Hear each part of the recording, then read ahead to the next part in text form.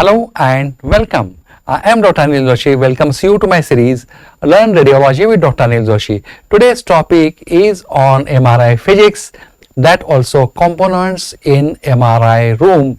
The MRI suite has got multiple rooms where there are multiple different machines performing different ways. It is important to know in this lecture what are the rooms and what are the major components within that rooms. Individual lecture covering individual component are available in our lecture series. Do visit our channel or our YouTube or our website and you will get ample of information regarding this matter. So let's get going to today's topic, that is the component of MRI room. We'll be seeing the room wise and the content wise, but the individual details of the content will not be discussed in this lecture. They are on different videos. So today's topic, component, we are starting. So what are there, how many rooms are there, what are the component machines in each room, that we are going to see today. The component of a complete MRI system are usually located in three adjacent rooms as shown in the diagram. One is the magnet room, that's the largest room. It has got specific dimension, it has got specific care to be taken, and also a magnet is very heavy. It should have a structure which can take its weight. Then is the equipment room, then a control room, and then there is a chiller which has got different location. Sometime it is kept outside, sometime it is kept in different room, or in some department also you will find them near the equipment room in a different compartment. But most of the units, they keep it outside for its vibration and noise. So it is best is it is should be at open air. Now here you are seeing how a MRI suite is designed. Now we have got a magnet room which is in the middle, then there is an equipment room, or you can call this a component room, where most of them are the computers and some other which we are going to see. The most important here is the entrance by which patient come. That should never open into a corridor. Otherwise patient will just walk inside and there will be a disaster. So best way, the entrance of any MRI room should go through an annexure room, and the control of that annexure room door has to be in the hands of MRI technician, who is visualizing all these things from a window or from his console room. So ideally a console room is connected to the entrance annexure and a technician controls all these things. Before taking patient inside, before taking any objects, one has to be very sure that they are in safety limit. Otherwise in hospital there are trolleys, there are oxygen cylinders, and all of them are operated by the staff, paramedical staff, which are not qualified or they are not aware how much can the strength of 1.5 magnet. 1.5 T magnet has got a magnetic strength which is 25,000 times more than Earth's magnetic field. If I tell you that it can lift a car very easily, it will be difficult to believe, but it's a fact. That is the strength of that magnet. That's why it needs to be respected. Whatever goes inside MRI room has to be by the permission of the technician, who is either sitting in the console room or who is in the annexure room. As far as machinery room is concerned, component room is concerned, its main concern is with the service engineers, and that is not a day-to-day job. So that can have a entrance from where the component of machine can be shifted easily inside in case of replacement. Then there are UPS, there are batteries, all these things are there. And most important thing, MRI requires a high current. So there is usually a transformer, but we have to take care that transformer will not give a noise in the MRI machine. So there has to be proper shielding and proper designing of the MRI room. So also there should not be any lift or something like a generator or electric motors adjacent to the MRI room. Here you are seeing it. We have got total 3 gradients, that is in X and Y and Z planes. These 3 gradient amplifiers are separate. Now you are seeing a cabinet in which there are 3 gradient coils, or you can say 3 gradient components. Now these components are they are between X, Y and Z amplifiers. They supply to the X, Y and Z amplifiers. The black variety oriented houses, they are houses, they contain coolant that is circulated to remove the considerable heat generated by these amplifiers. So whatever you are seeing in black color is actually coated with thermal insulations, so that there will not be any losses of the coldness. Now here you are seeing the array processor, where the numerical processing of the MR data including Fourier transformation takes place. So it's one of the most important part of a component or computer array. Now we have got a cooling system. Now look at this.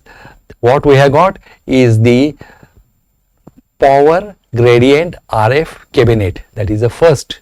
Then you are seeing heat exchanger cabinet. They are connected by cooling water. Now you have got a cryo cooler compressor. Now all details of this cryo cooler compressors are covered in some other lecture. Do visit our YouTube channel for its separate lecture.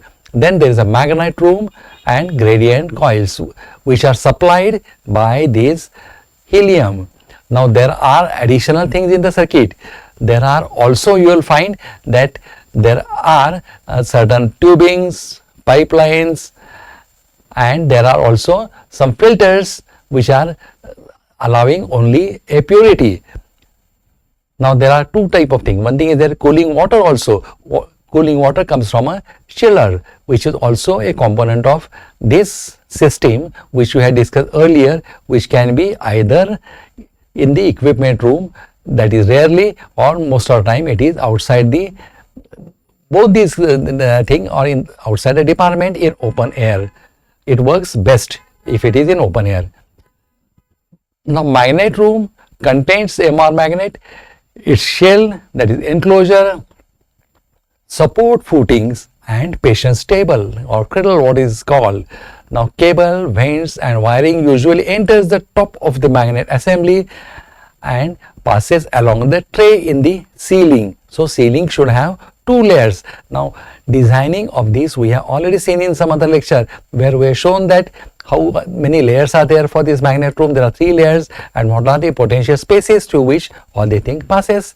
Then some wires and tubing may pass from below or from the sideways. So there are different channels kept, but all these things we have to take care that they will not produce any noise. There should not be any magnetic material in it, and they has to be properly first tested and then only they should be fitted. Now coming to magnetic room, the walls of the magnet room are constructed in layers and perform several independent functions. Now magnet shielding to confine the fridge field, then is acoustic shielding to restrict noise transmission to the control room and beyond, then radio frequency shielding to prevent electromagnetic noise from entering the room, or the noise which is created in the room are also more, they should not go out. The floor must be able to support the considerable weight of the magnet. I told you it's a very heavy. Then table and accessories. So you should have proper structural, or the structural engineer has to be given proper idea before designing a MR magnet room. The weight of a typical 1.5 T cylindrical superconducting scanner is about 10,000 pounds or 4,500 kgs, that is 4.5 tons along, while the 3T scanner may have weight up to 17,000 pounds or 7.500 kgs or 7.5 tons.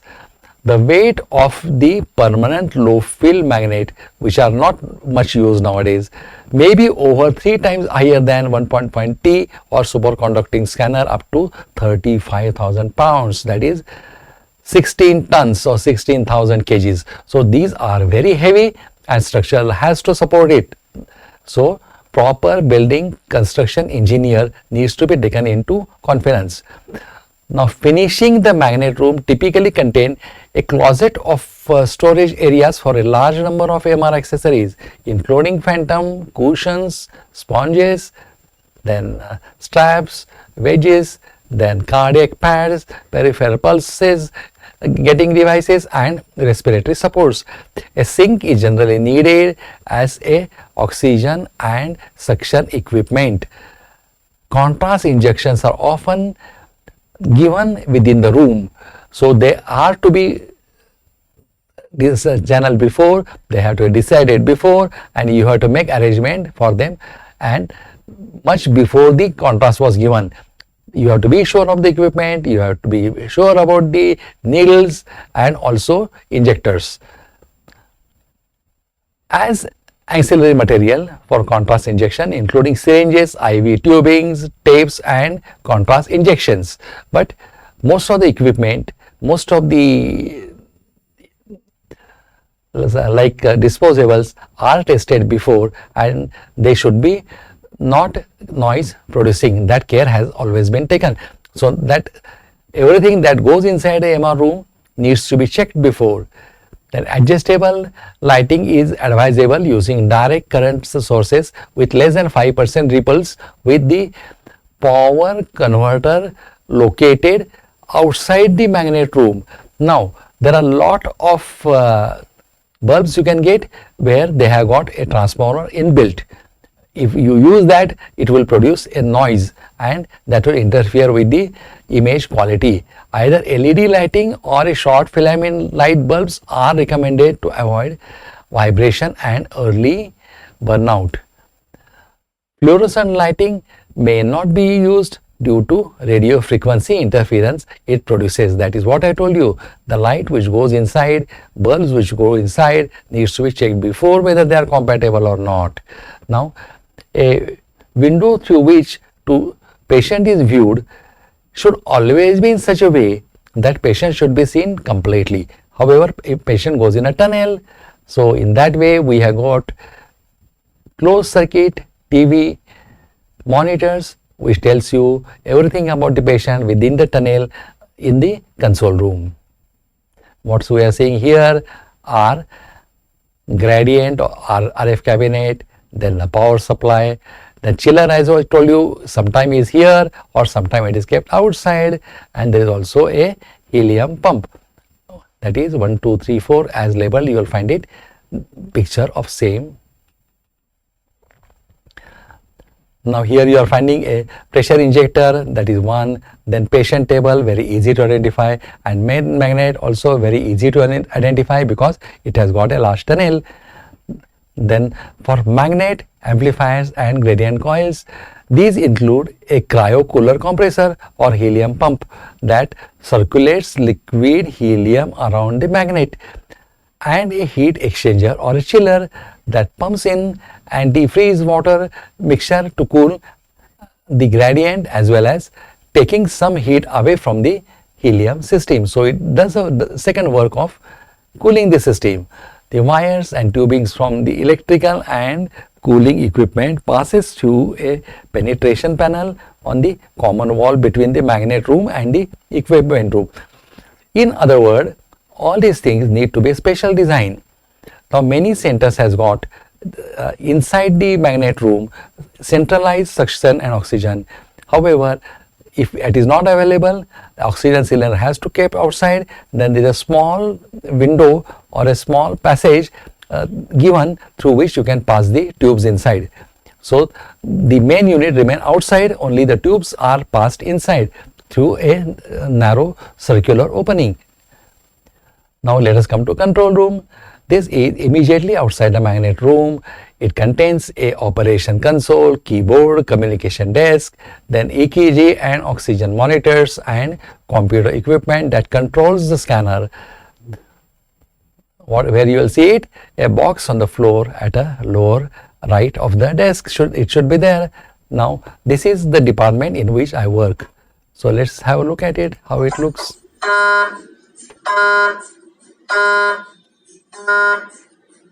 This is 1.5 T magnet we are seeing, and this is a window through which you can have a look at the patients inside. Then you are sitting outside, the monitors are in front of you. There is also a closed circuit camera which gives you a continuous monitoring. Now in this room also you get additional M.R.I. noises. Let's see them. Coming back to equipment room, located immediately adjacent to the magnet room. This contains a half dozen of more than devices distributed in 3 to 4 cabinets that control and supports the magnet operations. Then MR scanner equipment room showing gradient and radio frequency cabinet, then universal power supply, water pump or chiller, and helium pump. On the electric side are a power cabinet for electrical conditioning and distribution, gradient cabinet sending current to the gradients. Now all these things we have seen in a picture little before, and now this is the description of them. Now coming to equipment room, an RF cabinet, that is for controlling the transmission of radio frequency pulses and reception of NMR signals. On some newer scanners, the RF electrons are located immediately adjacent to the magnet under the plastic cover. Often these 3 components are combined in a single large cabinet. Some system may have additional cabinet having specialized technique such as multi-nuclear spectroscopy or functional MRI. They need special equipment, special accessories, so they make additional to the room. Now coming to a chiller, this is either indoor or outdoor unit. Its role is to cool the water for circulation in addition to the helium cooling. There are 2 different channels. We have seen it at the beginning of the lecture that both are on a different channels, both are different ways. They have got different tubing, different pipelines, and different circulation. Now this I told you has 2 components, indoor component and outdoor component. Just now we have shown a outdoor component and this is a indoor component. As I said, both can be indoor, one can be outdoor and one can be indoor, but this has to be inside. The other one which I have shown you just now has got options of either inside or outside. Now helium pump, this is the most important thing which circulates the helium. Its role is to pump helium to the gradient coils and then coming back to the cold head and then get back. It pumps a helium in liquid form which has got temperature of around -269 and gets it in a vaporized form where it put it back to the liquid form. These are the rough designs of the magnet. Details are covered in some other lecture. Now these are the different type of circuits. I told you that different circuit, different components. Let's summarize them. First is the cryogenic storage. Now cryogenic storage supplies the helium to the magnet. There is a tube head which again puts it back into the compressor, and the compressor makes it in liquid form and put it back to the cryogen storage. Then we have got a magnetic power supply. It needs a very high supply of electricity. It has got its own safety measures, but it has to be outside the magnetic room. It is adjacent to the equipment room. Then computer cabinets are there, then operating console, then diagnostic satellite console. This is usually within a part. I showed you my department where operating and diagnostic console are next to each other. So a radiologist can have look at the MR also, then reporting also, and CT console is in same room. Room is same. MRI is on right side, CT is on left side. So it is easy to see patients also and to report also in a faster way.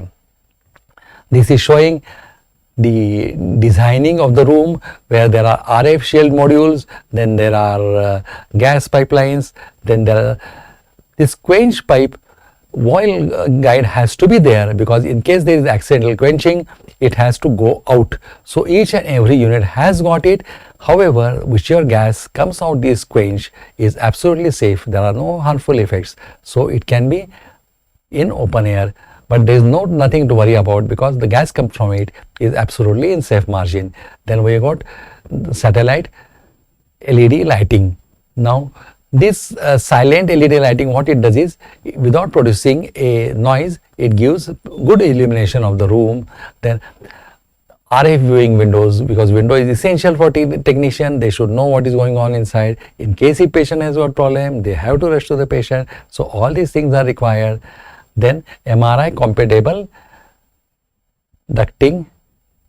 Now M.R.I compatible ducting is required for two things. One thing is, if you do not have central oxygenation system, suction system, you can have it outside only to become inside. Then vinyl flooring, because it do not produce any noise. Then RF electrical filters and RF flooring. All these things need to be properly done. Now these are the parts of magnet.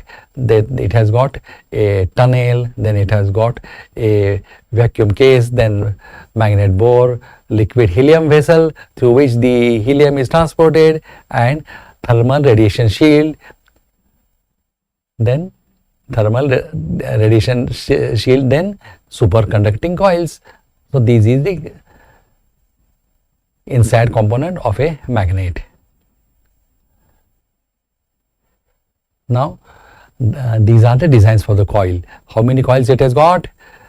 One thing is RF coil, gradient coil, then there is a main magnet, then there is a patient, and it has also got shimming coils. Shimming's role is to make the magnetic field uniform. So these are the components. With that, we are coming to end of this lecture. I thank you for giving me your valuable time. Please visit our website for comprehensive details and also many more lectures on this topic as well as some other topic.